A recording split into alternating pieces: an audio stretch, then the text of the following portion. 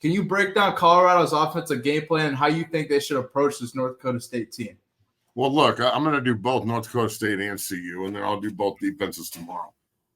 CU, in my opinion, this is very simple. It doesn't need to be 50 throws. Now, if you have a distinct advantage, and I'm talking you can go 4 wide or you can go empty, and you can just lace their defensive secondary and get matchup nightmares on their linebackers and their nickels, I'll shut the fuck up quick. Mm-hmm. I'll shut up super fast. You show me you can go down and put 14 up on the board in the first quarter, throwing the football over the yard, and that's the game plan, I'll shut up. And then you can run the ball to facilitate that the rest of the game out of the shotgun. Right. Show me you can do it, and I'll shut up. Now, I have no doubt they can. They definitely have the personnel. I mean, Shador's a bad motherfucker. All he does is throw darts, and we don't have to, like, make believe on social media we can actually throw them. Right. Oh, TJ Riddle comes in with a fucking big dog. Oh, shit. Hey. Holy shit. TJ, I fucking foot rub. I got my technique down and everything. I don't be tickling or nothing. That's some good shit. Fuck. Yeah. Holy lot. Oh, hell yeah. All right, now, real TJ, we appreciate you. We're rolling here on this Tuesday, man. TJ, fuck, man. Okay, so what was I talking about? Shador already throws darts. We have better skill players than them, but the fucking lineman inside of me, and knowing that every single good Colorado football team in history has been able to dominate the line of scrimmage. The 01 team I played on, the 02 team I played on, the 04 team I played on, we could all run the fucking football and control the line of scrimmage on the other side of the ball. Mm-hmm. The 03 team I played on, the 2000 team I played on, we couldn't fucking run the ball worth dick, and we couldn't control the line of scrimmage, and we finished 3-8 and 5-7. I mean, Joel and I talked about this yesterday at depth. The 03 team that I played on with him, it was loaded with talent, way better talent than 04. We had a ton of guys transfer out and like leave the program because of the scandal. We had Derek McCoy and DJ Hackett. We had fucking dudes everywhere, bro. Depth in the backfield. Jeremy Bloom running by motherfuckers. Our schedule was harder. We had to go to Florida State. We had to play Washington State coming off Pac-12 title. We had UCLA at home, Colorado State, and again in the Lightning game, the 42-35 game. Mm-hmm. But the team was better. We had number 1 Oklahoma at home. We just underperformed. We weren't as mature as we were. The scandal forced leadership and maturity that 03 didn't force. We were coming off back-to-back Big 12 title game appearances, 1 win, beating Nebraska twice. Everybody was up in there, feeling good about themselves and shit, and we underachieved. I'm telling you, sometimes you have to fall on your face in order to achieve. Last year, CU fell on their face. 6 games by 1 score. Coach Price brought it up. They could have easily been an 8-win team, but they underachieved. So you can use that now. Use that fucking failure as a way to learn and move forward and motivate the rest of the guys that just got here. That's why I think that the opportunity to go out and show people who think that North Dakota State's going to walk in and smash mouth Colorado and Folsom.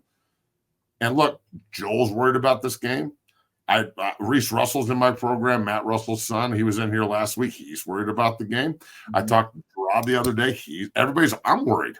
I'm not going to say, if you're not worried about North Dakota State, you have no fucking clue what you're talking about. You have your Google doesn't work.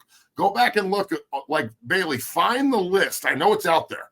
Of the last fucking 10 or 15 years of them playing Division I teams on the road, they are 9-1. They went to Manhattan to beat Kansas State. They whipped Baylor's ass. They fucked people up. We need to be worried. Then we can actually move forward and get better. God damn, we're killing it today. I love it. Brunner, I appreciate you, brother. Man. Loving the show, Matt. All these years following JB, I found your show, Bailey. Good job sharing your skills in both shows, man. I appreciate you, Steven. Hell yeah, man. Hey, man, this is awesome. Fucking Bailey gets a cut of this shit. Let's go. All right, fucking Nick just got new shoes. You guys kick ass. Keep going. All right, but what I'm saying is, we the CU Buffaloes have an opportunity on national TV, the only fucking game of the night, okay, to open up college football weekend. 0 week was cool. Now it really starts. Okay, now you got Georgia, Clemson, and all these big-time games. You want to set this off Thursday night and then give yourself 10 days to get ready for Lincoln. Right. Not fucking go out and lay an egg, and then all of a sudden you're like, fuck, we got to go to Lincoln and win. This is a must win. It's already a fucking must win. Then it's even more amplified. You can't start 0-2. So losing this game would be catastrophically terrible. And I just hope that the players and the coaches, and I know that they are hyper-focused on the moment and not looking down the road past this team. If you overlook North Dakota State, they will fucking embarrass you, and it will be awful. Awful. Look, I've lost games where you're not supposed to lose. I've been in Folsom where they lose to fucking Sacramento State and shit. And it's like I walked out of the building and I'm like, okay, is this the fucking tree I'm going to jump out of? Can I walk into traffic over here? Motherfucker. So, look, I'm telling you, this team is loaded with talent, loaded with NFL guys on both sides of the ball. And Coach Prime's not scared to say that they are. And he shouldn't be, because you can't promote. Look, I want all the high school coaches to listen to what I'm about to say here. You can't just promote your guys with the fucking film on Huddle. So you actually have to go out and tell people what you have and put them in position to be recruited and or put them in position to be an NFL draft pick. The more you say Shedor's the first pick of the draft, the more it manifests into Shedor being the first pick of the draft, you dumb motherfuckers. Yeah. Just like in high school. The more I fucking post that this kid's a bad motherfucker and he's going to go play Power 5 D1, well, guess what happens? Eventually he believes it and he starts assaulting the fucking bankers on the field, and then all of a sudden he's Power 5 D1 or 4, however we want to look at it, and all of a sudden people are like, well, how'd that happen? It's called the grind, bitch. It's called believing in something and manifesting it and fucking pushing for it regardless of what people think or how intimidated they are by anything. Like yesterday when Klatt was talking, I know I'm rambling here, but just go with me. It all comes back full circle, I promise. Yesterday when Klatt was saying, I need to feel the coaches, I took that shit to heart because that's the way I feel. If you don't feel me at practice, why the fuck am I there? Yeah, exactly. If you want me around, you get me full 100% or none of me. You can't ask me to tone down because other people are intimidated by my presence or the way I talk or the way I coach or whatever. If that's the way it is and you need a foo-foo fuckboy land in order to be successful, then that's the wrong place for my ass. Yeah. And it goes back full circle. You feel Coach Prime's presence. You feel Sapp's presence. You feel Lewis's presence. You know what I'm saying? You feel Livingston's presence instead of just being there to coach. Yeah. You feel Shedor's leadership. You feel Travis Hunter's leadership. You feel Brown's leadership on the O-line. You feel Theaton's leadership. You feel the defensive ends. Like there's no lack of leadership and there's no lack of intention. So in my opinion, the Colorado offense needs to be extremely intentional in setting the tone straight. We're not just a finesse, throw the ball over the fucking yard quarterback and system. Okay, it's not just all Shedor. Last year it was all Shedor and Travis and Jimmy Horn. Now we got dudes around them. Yeah. Now we got trench players. Now we've got a professional offensive coordinator that knows how to run play. I wouldn't be surprised if you see Shedor under center a couple of times. Practice has been closed. Don't be surprised if he's under center and they're running bootleg and sprint out and different play action looks. Don't be surprised if I heard Coach Prime say the tight end's there to block first. Don't be surprised if the tight end has a huge night catching the football. If you can't manipulate the motherfucking other team through the media, you are a slapdick fucking coach. And we got the fucking fiddle master in Boulder right now. He will fucking manipulate the fucking media like you've never seen in his direction every time. I've learned a lot from the man. I just flipped yelling at a fucking stewardess to a Sports Illustrated story to free flights. Oh, yeah. Didn't know that, did you? United just folded. I got all my shit refunded. So really? Yeah, dog. Tell me I'm fucking wrong. So if you can't manipulate what you need through the media, regardless of who you piss off, you're a fucking dummy. It's like that fucking line in The Departed where Mr. French is there and he's fucking, yeah, Tony, boom, $10. Tony, hell yeah. All right, so he walks in and he's like, he's fleecing that fucking guy, and he says, hey, $2,000 a week I give him if I'm down. $2,000 I give him if I'm up. And he fucking hits him with the gun and goes, So this is America. If you can't make money here, you're a fucking douchebag. That's the way I feel about social media. If you can't find a way to make it work for you, then you're a fucking douchebag. Yeah. Yeah. So what you mean? Full circle. The Colorado's offense has an awesome opportunity to show people they're not just finesse. And if you can go out and put 150, 200 yards rushing on North Dakota State, you put everyone else on notice.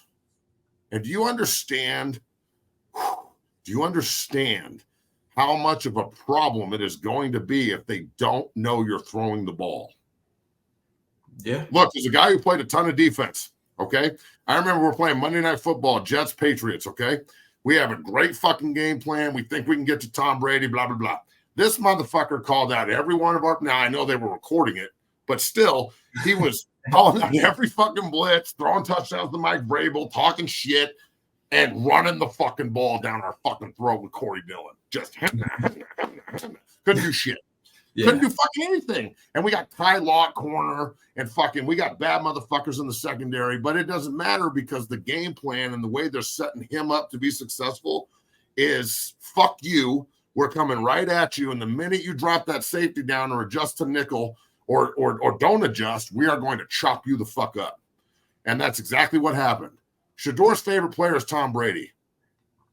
I'm telling you, Tom Brady's best friend is the running game. Go look at all of the Super Bowl teams. Every one of them has a multiple, like 2,000 yards rushing in a lot of the seasons with multiple guys carrying the ball. Corey Dillon, Antoine Smith, bad motherfucking LeGarrette Blount, that hammer. I mean, even when they had the little shifty backs, all the dump offs and short throws. Let's say the run game, exactly. James White, Burkhead. They hammered the fucking ball, dog. So I think Colorado needs to go that route and just show people that not only are they just elite throwing the football and their skill positions are fucking outstanding, but we can also line up and say fuck you and control the time of possession and hammer the fucking rock, which in turn does what? Puts a ton of pressure on the other team, okay, and puts your defense on the bench. Yeah. And I'm telling you, dog, when your defense can sit on the bench and be like, another first down. Yeah. Such a oh my God, it's such a relief. When in 01, like, look, the defensive line in 01 is me and Tyler Brayton and Justin Bannon, who is in prison, but still bad motherfucker, and Marcus Harris and fucking, like, just dude, all four of us are fucking pensioned. Brayton was the first fucking rounder. We actually played. He coaches at Arapahoe High School. He's the head coach at Arapahoe. We played them Friday night. Oh, family. Titans a lot. I can't wait. Like, though, there's bad motherfuckers on that D line, right? We have Jay Sean Sykes behind us, and Michael Lewis and Strick. That's 8 guys on the defense that are fucking NFL vets. And I guarantee you, I'm fucking forgetting someone. But then when you look at the other side of the line, and you have Andre Gerard and Victor Rogers and Dan Graham and Wayne and Page and Justin Bates and Chris Brown and Purify and Pesaveno and we just keep rolling them out. Bro, defense was so fucking fun and easy because we knew if we gave the ball to the offense, they were just going to go down the field, fuck you up, score, and it's over. Yeah. Well, now CU has that. They have that. Their offensive line is big as fuck and mean, and Phil Lodeholt is that guy. Keep underestimating this team. Offensively and defensively. Keep thinking, oh, CU's going to win 4 games. I just listened to in my opinion, the upper echelon opinion of college football yesterday, and Joe Klatt said they were going to be 9-3. CU goes 9-3. I'm covering myself in green jello and running down motherfucking Folsom, okay? And we're rolling because I can, and this is America. We are not in California. This is America. Yeah. And I wanted to bring this list up. Yeah, so North Dakota State versus FBS opponents, they have a track record of winning. They're like track record, yeah. But man, I'm confident in Colorado against this team. I'm confident too, but this is all you need to put on the board. You go up and put that list in front of the whole team and go, look, hey, wake the fuck up, because I guarantee you, if you go back, I guarantee you in 2011, Minnesota was a bowl team. 2012 Colorado State, I have no clue. 2013 Kansas State, guarantee you they were a bowl team. 2014 Iowa State, that's Matt Campbell's team. I guarantee you they were a fucking bowl team. 2016 Iowa, I guarantee you they were a bowl team. They're in a bowl every year. They lost to Arizona by what, 3? Yeah. In 22? Yeah. I don't know if they were a bowl team or not that year, but fuck, they're just beating bowl teams. So just be ready. Just be ready for the war you're stepping into. There's nothing worse than getting upset. It fucking sucks. It sucks. And Coach Stokes, boom! Yeah, and shout out, before we move on, Coach Stokes. Shout out to Coach Stokes. I swear to God, I'm going to call you in the morning, motherfucker. Don't worry. I swear. He's got the best idea in history. He's got these wristbands with QR codes on them. So, like, when a kid's at a camp, if the coach wants his information, instead of like, oh, I'll get it to you, you can snap a picture of the QR code and it goes straight to the coach's phone. This shit is fucking genius. I got to keep all my dumbass hasn't done it up to this point, and I'm super pissed off at myself. I'm sorry. I'll call you. Man, that's awesome. But before we move on this topic, I want to get you, keep staying on this Colorado's offense. North Dakota State's head coach Tom Pulisic was asked about Shedeur Sanders, and he has some actually praise for him. Take a listen here. 4 weeks ago, getting started on this process, everybody's asking about Colorado. My mind, just went to off-schedule plays, him making things happen, outside the pocket or, off schedule, right? He's the best player that NDSU has played yet. Okay, and I really believe that. This guy is process-oriented. He's progression-based. He's aware of footwork and timing and rhythm. He takes what the defense gives him. Okay, he goes to the right spots, and then on top of that, he can play off a platform, different platforms. I think he has a great ability. Probably in my opinion, his strongest suit is that he can get his cleats in the ground and deliver the ball quickly when he has to. And that has a positive effect on RPOs. That has a positive effect on relief type plays, a run with relief. He's impressive. If you were to line up and show him a 3-man rush, he's going to buy time back there, and hit second and third level throws that are uncommon, with great accuracy and deep crossers and those kind of things. Some of his best plays are the simple play of throwing the ball away as well. I admire Shedeur from the standpoint that he's playing the position the way it's always been intended to play. Rhythm, timing, footwork, all matching up. And then you put on top of that the ability to extend plays looking to throw. He's not a runner first, but he is capable. But extending plays and keeping his eyes downfield is pretty impressive. It's exciting. I think our fans should be excited. Bro, now look, I know Coach Tim. All right, Coach Tim P was the OC at Wyoming forever. He's a Coach Boyle coach, not Craig. That's the son. All right, he's a badass. All right, he's put a ton of guys into the NFL. He knows how to develop. They are going to run the fucking ball and do play action offensively. And right there, he is on the coach's playbook, dog. He is talking, and all he's doing is throwing praise. That is perfect coaching. It is exactly what you want. You don't go on there and throw gas like CSU in Nebraska. You go on there and throw praise. You don't want to piss this dude off. You're trying to get him to be like, you know what? I am pretty good, but that shit ain't going to work. It's nice, but it ain't going to work. So look, he's right. He's right, dog. He's right. They know what they're getting into. That's why North Dakota State upsets all these teams all the time, because they understand the fight they're getting into. Their kids get up for them. It's a bowl game at the beginning of the fucking year, dog. Mm-hmm. It's an opportunity for them to just say North Dakota State should be in the Mountain West, and they should.